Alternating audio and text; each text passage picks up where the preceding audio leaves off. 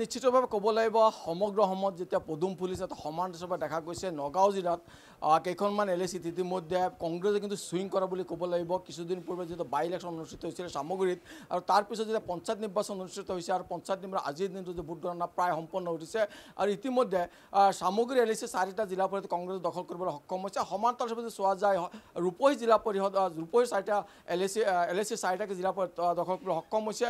সমান্তৰাল হিচাপে ঢিং যদি লক্ষ্য কৰা ঢিঙত ইতিমধ্যে দেখা গৈছে যে কংগ্ৰেছৰ 4জন প্ৰাৰ্থী ইতিমধ্যে তেওঁলোকে বিজয় সাব্যস্ত কৰিছে।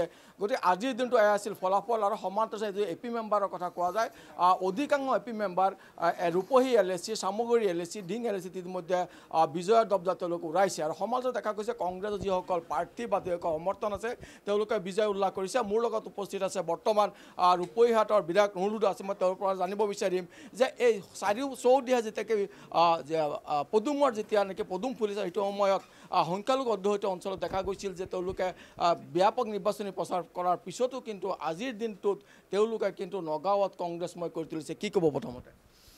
মই প্ৰথমতে আজি আপোনালোকৰ চেনেলৰ জৰিয়তে নগাঁও প্ৰশাসনৰ মুৰব্বী নগাঁও জিলা আয়ুক্ত নগাঁও জিলা আৰক্ষী অধীক্ষক আৰু গোটেই প্ৰশাসনক মই ধন্যবাদ আৰু কৃতজ্ঞতা জ্ঞাপন কৰিছোঁ যে তেওঁলোকে নিৰপেক্ষভাৱে গণনা কাৰ্যটো সম্পূৰ্ণ কৰিলে। আৰু তাৰপিছত আমাৰ ৰূপহী বিধানসভা সমষ্টিত 4টা জিলা পৰিষদ সমষ্টি আছে আৰু 23টা আঞ্চলিক পঞ্চায়তৰ সদস্য সমষ্টি আছে আৰু 23টা আঞ্চলিক পঞ্চায়ত সদস্য সমষ্টিৰ মাজত 21টা আঞ্চলিক পঞ্চায়ত সদস্য সমষ্টি কংগ্ৰেছ দলৰ প্ৰাৰ্থীক জয়যুক্ত কৰিছে আৰু 4টা জিলা পৰিষদ সমষ্টিৰ প্ৰাৰ্থী কংগ্ৰেছ দলৰ প্ৰাৰ্থীক ৰাইজে জয়যুক্ত কৰিছে। গতিকে আপোনালোকৰ চেনেলৰ জৰিয়তে মই ৰূপহীহাট বিধানসভা সমষ্টিৰ সমূহ ৰাইজক মই ধন্যবাদ আৰু কৃতজ্ঞতা জ্ঞাপন কৰিছোঁ যে তেখেতসকলে আমাৰ কংগ্ৰেছ দলৰ প্ৰতি আমাৰ প্ৰতি যিখিনি মৰম যাচিলে তাৰ কাৰণে আমি ৰূপহী সমষ্টিবাসী ৰাইজৰ ওচৰত কৃতজ্ঞ। আৰু এটা কথা ঠিক যে আজি সকলো লোকেই ঐক্যবদ্ধ হৈছে ধৰ্মনিৰপেক্ষ শক্তিৰ পক্ষত আৰু সাম্প্ৰদায়িক শক্তিৰ বিৰুদ্ধে যাতে সাম্প্ৰদায়িক অপশাসনৰ পৰা অসমখনক মুক্ত কৰিব পৰা যায়। 2026ত কেনেকৈ এটা আমাৰ ধৰ্মনিৰপেক্ষ শক্তিক যাতে শাসনত বহাব পৰা যায় তাৰ কাৰণে সকলোৱে কঁকালত কিন্তু টাঙুলি বান্ধিছে। আজি সকলো শ্ৰেণীৰ নাগৰিকে বুজি পাইছে যে কংগ্ৰেছ এটা দল যিটো দলে সকলো জাতি জনগোষ্ঠীৰ মানুহক একেলগে কল্যাণৰ দিশত আগুৱাই লৈ যায়। কিন্তু BJP বা AGP তেওঁলোকে সাম্প্ৰদায়িকতাৰ ভাগ ভাগ কৰি মানুহৰ মাজত ভাগ ভাগ সৃষ্টি কৰি আজি শংকৰ আজানৰ দেশত তেওঁলোকে দুখণ্ডিত কৰিব বিচাৰিছে। গতিকে আমি যাতে মানুহ আৰু প্ৰত্যেকে আমি এটা মানৱ সমাজ সৃষ্টি কৰিব বিচাৰিছোঁ।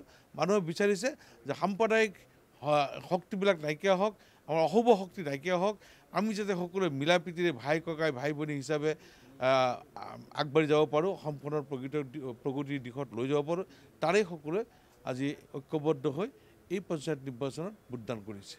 নিশ্চিতভাৱে আৰু এটা কথা আপোনাক জানিব বিচাৰিছোঁ যিহেতু দেখা গৈছে যে আপোনাৰ সামগ্ৰী সমষ্টিয়ে হওক বা ৰূপহী সমষ্টিত হওক ব্যাপক নিৰ্বাচনী প্ৰচাৰ চলাইছে BJPয়ে। তাৰপিছত আপোনালোকে যে আজিৰ ফলাফল লাভ কৰিছে তাৰ সংখ্যালঘু ভোটাৰক তেওঁলোকে মুহিবৰ কাৰণে বিভিন্ন পন্থা লৈছিলে এইটো ক্ষেত্ৰত কি ক'ব? ছাৰ আজি সেইটোৱে মই ক'লোঁ আজি জনসাধাৰণে তেওঁলোকে বুজি পাই আছে যে ধৰ্মনিৰপেক্ষ শক্তিৰ আমাৰ প্ৰয়োজন সাম্প্ৰদায়িক শক্তিৰ প্ৰয়োজন নাই। আজি সাম্প্ৰদায়িক শক্তি BJP AGP সন্মিলিত যি চৰকাৰ এই চৰকাৰ গঠন কৰাৰ পিছত বস্তুৰ ঊৰ্ধ্বৰ দাম মানুহৰ মাজত বিশ্বাস নাইকিয়া হৈ গৈছে ইজনে সিজনৰ মাজত কাজিয়া সৃষ্টি হৈছে ব্যৱসায় বাণিজ্যত মানুহৰ কোনো ধৰণৰ শান্তি নাই GST অত্যাধিক মাত্ৰাত লগাই দিছে বিভিন্ন প্ৰকাৰে মানুহ হাৰাশাস্তি পাই আছে। গতিকে তাৰ পৰা মানুহে পৰিত্ৰাণ বিচাৰিছে আৰু পৰিত্ৰাণৰ বাবে আজি সকলো শ্ৰেণীৰ নাগৰিক ঐক্যবদ্ধ হৈছে যে অপশাসনৰ বিৰুদ্ধে আমি গণতান্ত্ৰিক দেশৰ নাগৰিক হিচাপে আমি যাতে এটা ধৰ্মনিৰপেক্ষ শক্তিক বহুৱাই শাসন কৰাব পাৰোঁ তাৰ কাৰণে সকলো ৰাইজে কিন্তু কঁকালত টাঙুলি বান্ধি নিশ্চিত আছিল বিধায়ক নুৰুল ইতিমধ্যে মই এগৰাকী প্ৰাৰ্থী বিজয়ী প্ৰাৰ্থী আছে মই আপোনাৰ লগত কথা পাতিব বিচাৰিম আপুনি অকণ এইফালে আহিলে কথা পাতিম। আপুনি যিহেতু আপুনি জুৰিয়া জিলাৰ পৰা বিজয় সাব্যস্ত কৰিছে কংগ্ৰেছৰ ফালৰ পৰা কি ক'ব? বহুত ভাল লাগিছে গোটেই ৰূপহীহাট সমষ্টিৰ ৰাইজ আমাৰ লগত আছে সহায় কৰিছে চব ৰাইজে একত্ৰিত হৈ কংগ্ৰেছ দলক ভোটদান দি মোক জয়যুক্ত কৰিছে। গতিকে মই সমূহ ৰাইজক কৃতজ্ঞতা জ্ঞাপন কৰিছোঁ। ধন্যবাদ। নিশ্চিতভাৱে এয়া আছিলে এগৰাকী বিজয়ী প্ৰাৰ্থী জুৰিয়া জিলা পৰিষদৰ বিধায়ক নাজমা চুলতানে বিজয় সাব্যস্ত কৰিছে। এনেদৰে দেখা গৈছে যে আজি যিহেতু যি নিৰ্বাচনী গণনা অন্তিমটো দিন আছিল অন্তিমটো দিনত দেখা গৈছে যে নগাঁও জিলাত বিশেষকৈ চামগুৰি সমষ্টিৰ ৰূপৈ সমষ্টি আৰু ডিং সমষ্টি ইতিমধ্যে যিসকল কংগ্ৰেছৰ প্ৰাৰ্থী আছে অধিকাংশ বিজয় সাব্যস্ত কৰিবলৈ তেওঁলোকে সক্ষম হৈছে